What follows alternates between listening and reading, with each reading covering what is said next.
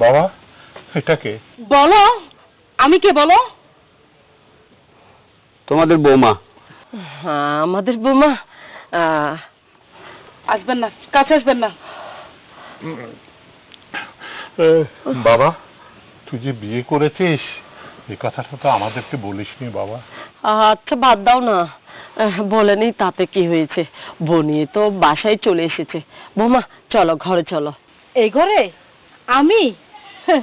আপনারা কি ভাবছেন আমি আপনাদের মতো গরিব ছোট লোক এই ঘরে আমি বসবাস করব? অসম্ভব। এই বলো আমরা কি জন্য আসছি, যে কাজ আসছি ওই কাজ সেরে নাও। বাবা, কিছু টাকার দরকার বাবা। বাবা, আমার কাছে রিটায়ারমেন্টের পরে যা টাকা পেয়েছি তা তো তোরা দুই ভাইকে ভাগ করে দিয়ে দিয়েছিস।